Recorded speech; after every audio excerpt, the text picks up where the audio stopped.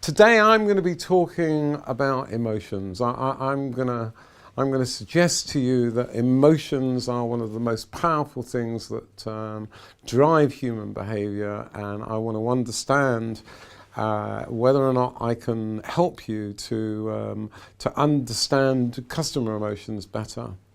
And really, if I had to summarize one thing that drives my work, it's a really simple proposition, which is helping organizations to get out of the way of their staff, to get out of the way of their customers, and to let them get on with building you a better organization. The staff want a better place to work, the customers want a better place to buy for, and really all you are is in the way. Orchestrating that change is vitally important, and so I'm just going to talk today about 4 key things, really. Number 1, the way we talk, the way we think, and the way we act. Number 2, we're going to talk about context, and context is a tremendously important thing. The third thing I want to talk about is what we're doing wrong today. Because we all do it, I do it as well, and then I'm going to give you some really quick examples of change, and at the end I'm going to give you 5 things you can actually go away and do something with tomorrow. So not much of a hill to climb, but the first hill I want to climb is that hill from 1 to 10, and I wonder, as you're sitting there listening to me, how many of you can think of 10 things that are actually perfect 10s? And the short answer is that probably none of you. I spoke recently at a conference, and someone said that they had a 7-minute journey to work, and to him that was a perfect 10, but it was the only perfect 10 in his life. And the point is this, that when we are asking our customers to rate our services, we are asking them to rate us on a scale of 1 to 10. And so we're already asking them not only to do maths on our behalf, but also in some ways we're constructing a way of thinking that's alien to the way that we behave as people. Let's think about us as people. When I wake up in the morning, and I think, I'm okay. Or I'm slightly less than okay, I'm slightly better than okay, I am somewhere in relation to how I was yesterday. We think of our world in terms of it being okay-centered. And whether it's a little, it's a lot, it's more than, it doesn't matter if it's good or bad. It's those verbs, it's those little statements that join sentences together that are actually how we understand all of the descriptive words in our language. Those can be numerically scored. And because they can be numerically scored, suddenly what you can do is you can come up with a different way of thinking about things that isn't 1 to 10, but is okay-centered. Now, if I was to ask everyone in the audience if they could think of 10 things that they thought were okay, or if they could think of 5 things that were slightly better than okay and 5 things that were slightly worse, again, you'd have a better shot at that than you would at asking 1 to 10. So 1 to 10 is actually wrong with the way that we think, and therefore maybe it doesn't have such an important role in the way we do business. But I'll come back to that. So I think that when you try and think about 10 things that are okay, or 10 things that are slightly better or slightly worse than okay, it's an awful lot easier than it is trying to think of things between the score of 1 and 10. So okay is, it's not just the way we think, it's actually a mathematical factor. So if you look at these 3 huts that I've put up here, the reality is that in each of these 3 spaces, things are okay most of the time in people's minds. A very interesting thing is that there's been work done that suggests that someone who's had a terrible physical accident and someone who's won the lottery both end up feeling the way they did before that event happens within about 18 months, and they feel no different to the way they did before. In other words, okay is where we return to. Okay is the fundamental part of what we think about the world.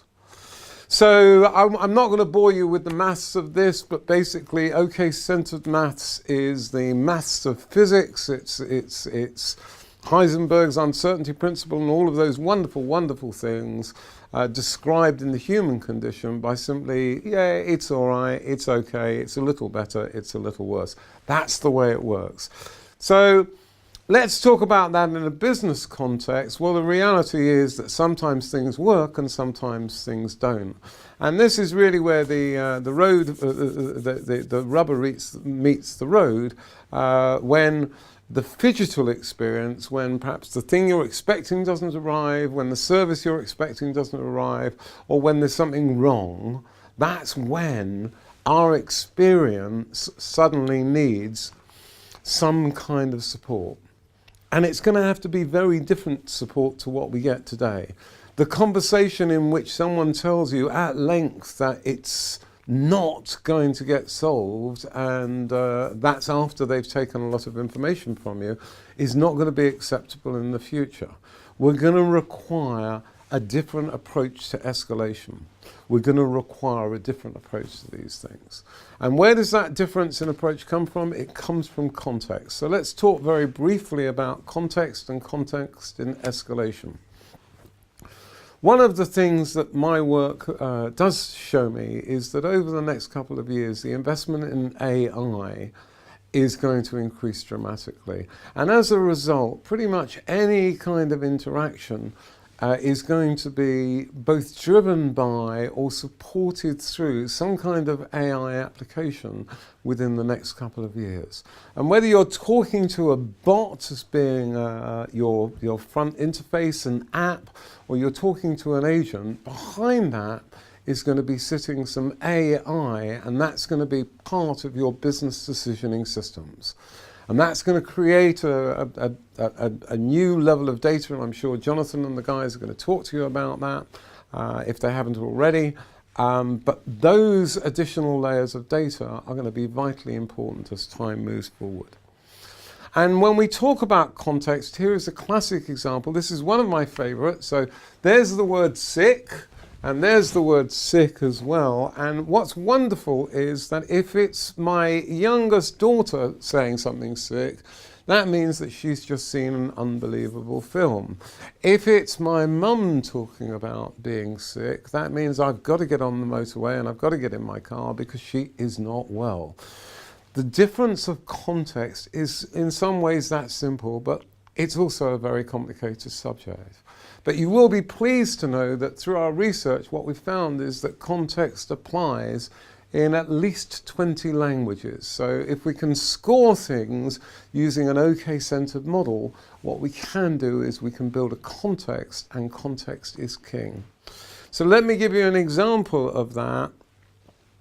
And let me just take you through very quickly the key elements of context as they are. So the first type of context there is core. And core is do not sell my information to Cambridge Analytica, do not beat up elderly doctors on your planes, pay your tax in Europe, and don't mention Brexit in the bar. It may be any of those, but it's the thing that makes us feel that we are in a relationship with you, that you're our kind of people and you're the sort of people we want to do business with. The next one is functional. Functional is tremendously important. A knife will cut, a glass will hold water, and of course, hopefully a speech will impart some information. Hopefully a conversation will be functionally useful to someone as well. But then there's also the exchange value. So 2 cars may be worth one boat, or a carving knife may be worth 3 spoons, or the exchange value of your conversation with someone has also a value. Sometimes in relationships, one person takes more from a relationship than another, and in those circumstances, the exchange value of that relationship is negative from one point of view. And whether it's that or whether it's the simple difference between 2 knives equaling 1 fork, exchange is a very important value. The next one is symbolic, and symbolic is just That's who gave me this thing. Why is it important to me? It may well be that I have pictures that my children drew for me when they were 6 years old that, you know, probably don't really look like me, but I still keep them.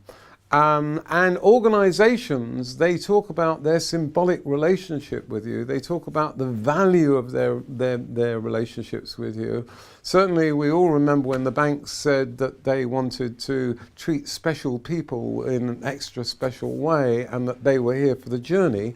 And of course, it is 10 years now since the financial crisis proved that they weren't actually here for all of the journey, all of the time. The final piece, of course, is something we call sign.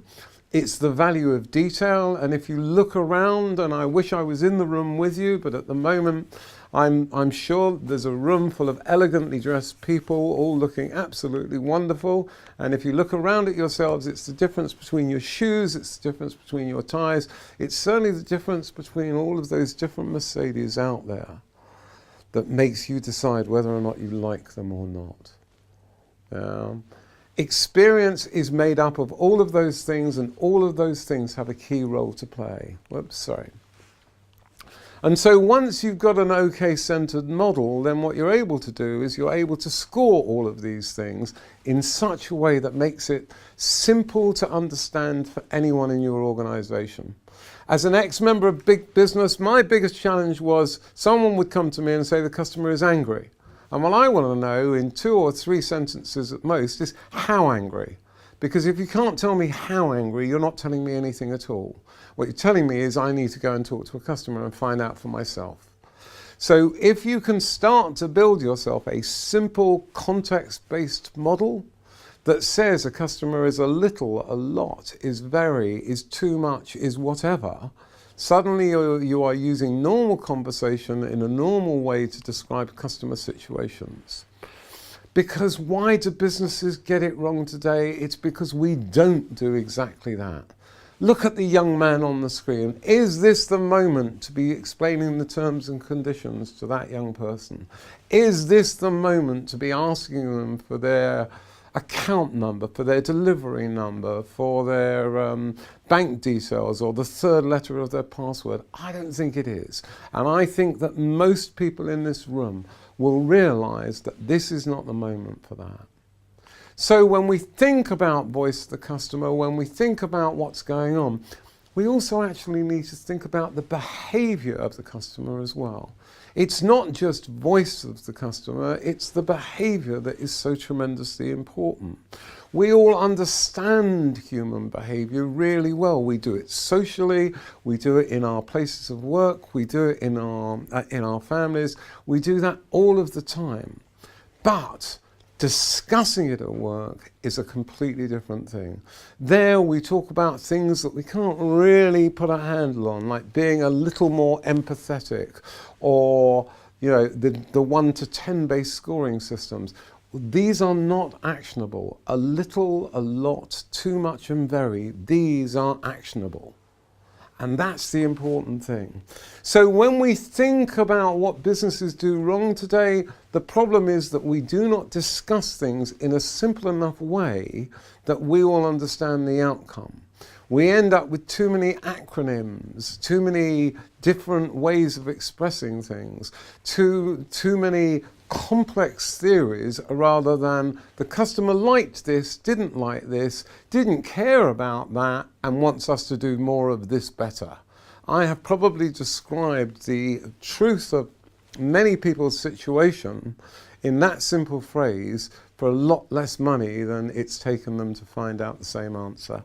So just moving on very quickly, how did I come to this? Well, we started to look at voice of the customer in relation to scores.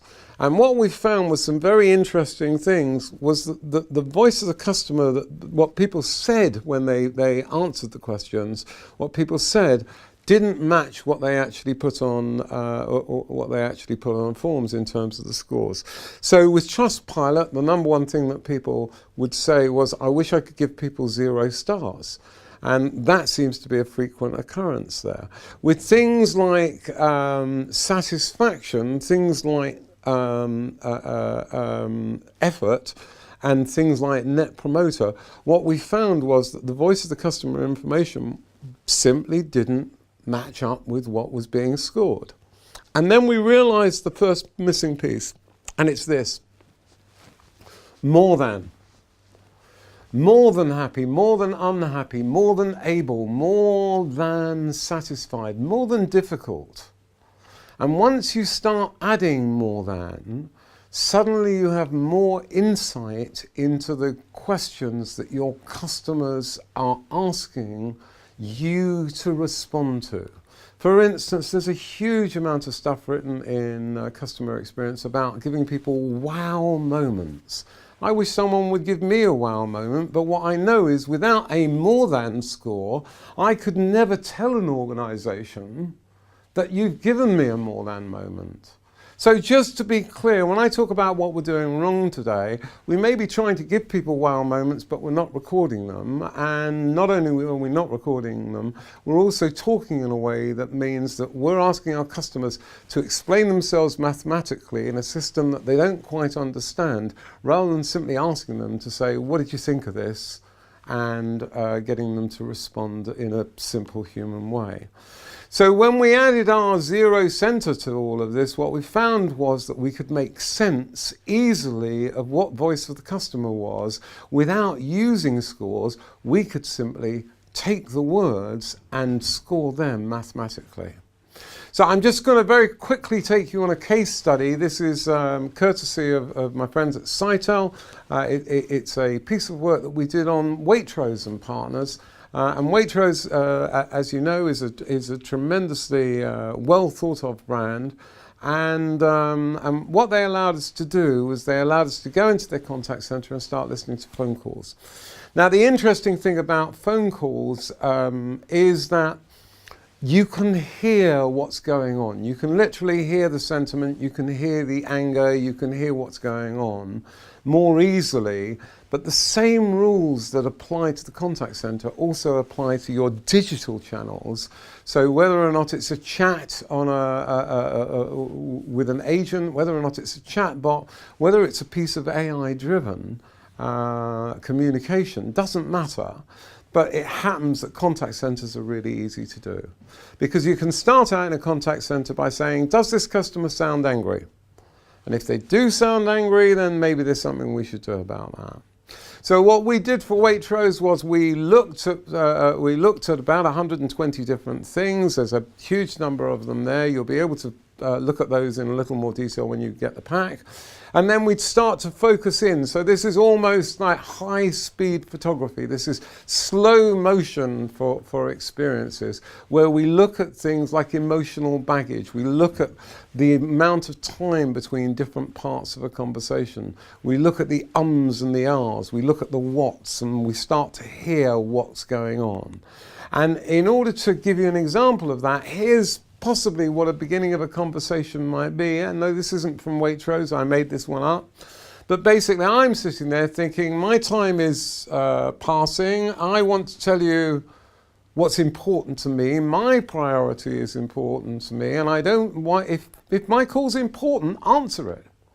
Yeah, do not have me listening to the same piece of music over and over again, and do not repeat your messages. I can't stress that to you enough.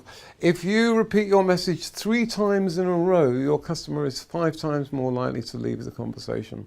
Anyway, so there's a lot of things going on for the agent, there's a lot of things going on for the customer, and we call that baggage, and I'll come back to baggage in a little while. And then what we're also able to do is we're also able to throw it at a bit of AI. This is us playing with Watson, and it shows us common words that get used a lot, so we can see how the customer talks versus how the agents talk. And again, that's a way of saving money. If we talk like the customers, our conversations will be shorter. If we take the emotional baggage that customers have, then our conversations will be shorter, and I'll speak to that briefly at the end. So now what I'm just going to talk about is I'm just going to talk about best and worst practice.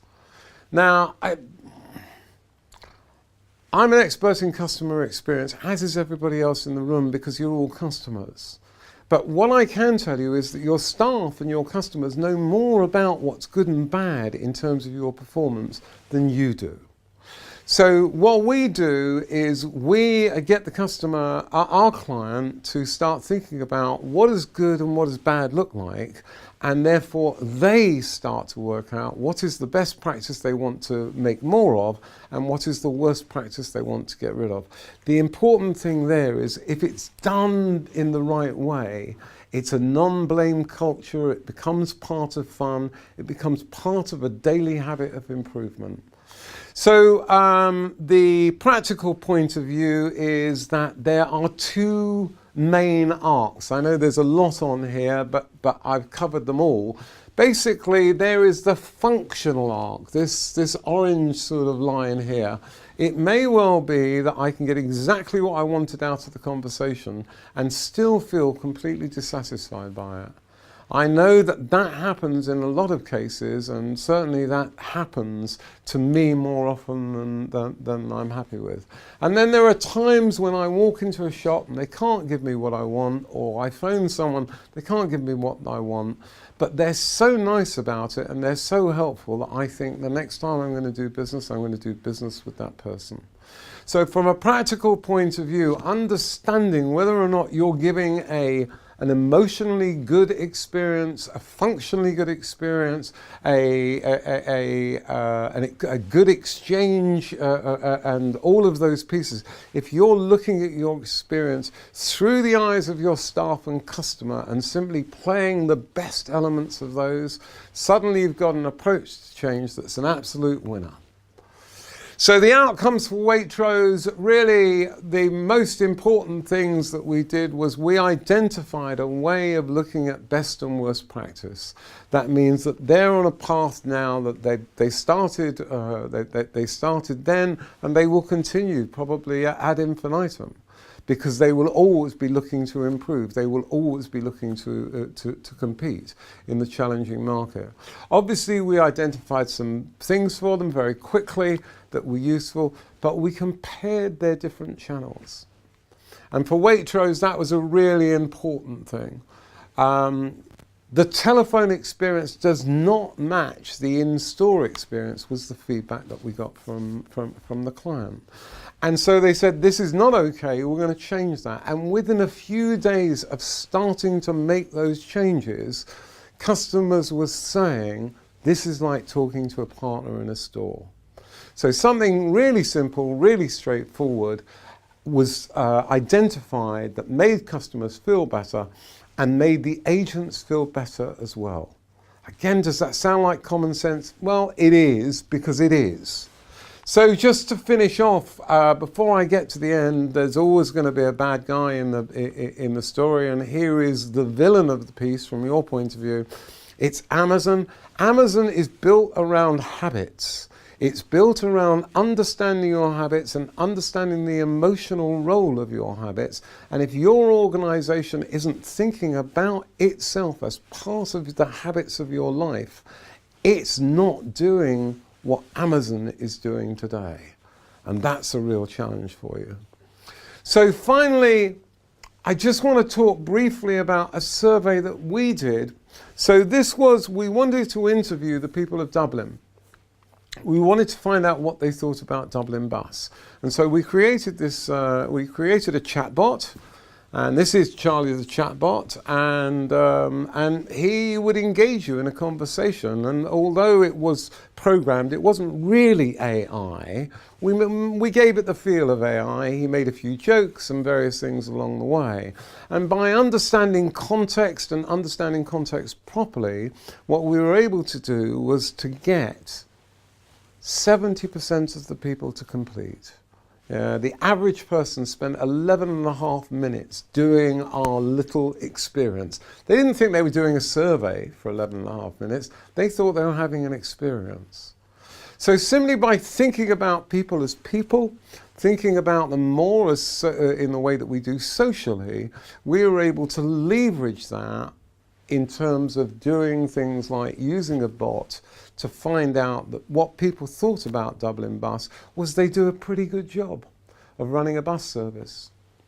So I guess I just want to bring this to an end very briefly by saying, don't think about the voice of the customer. It's only 7% of what the customer is saying to you. Those crossed arms, those people, are sitting there ignoring your surveys, those people are talking to you as eloquently as if they were quoting Shakespeare. Yeah. You need to be able to understand voice of the customer, but you need to be able to understand behavior of the customer with the same discipline. It's not a separate thing. Okay, so I'm a great believer in ending with some practical things you can do, and I'm going to end with the following 5 main pieces. The first one is find a better way to talk about your customers and to your customers. A little, a lot, very, too much. These are simple things that we understand, and they're a hell of a lot easier to understand than the difference between 8 or 9 or 10 on a scale. Use words because they work. The second thing is ask questions as you go through the experience. That's a really important thing. Instead of having post-experience surveys, why don't you actually ask questions so you can fix the experiences as you go? The third thing is be aware of the emotional baggage and carry it for the customer. If I tell you I've been a customer for 6 years and I've spent X thousand pounds with you, then if you don't acknowledge that, then I'm going to beat you over the head with that again in 5 minutes' time and in 10 minutes' time when I'm really, really angry. If I am angry, then everything that you leave me to be angry with, I'm going to waste your time listening to again and again. Finally, I guess there are 2 things. The first is this. I started out with a quote, get out of the way of your customers and your staff and they'll build you a better business. And I mean that.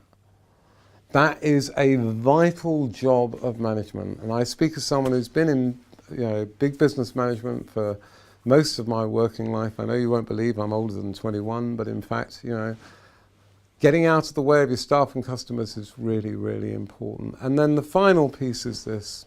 Listen to what your customers are saying when they're actually talking in real language.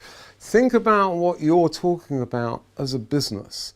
Because I see an awful lot of stuff that says 71% of IT directors think that this is going to be the most important thing in 2019, or that 65% of customers say that X is what they most want, or that they prefer to deal with a human under certain circumstances.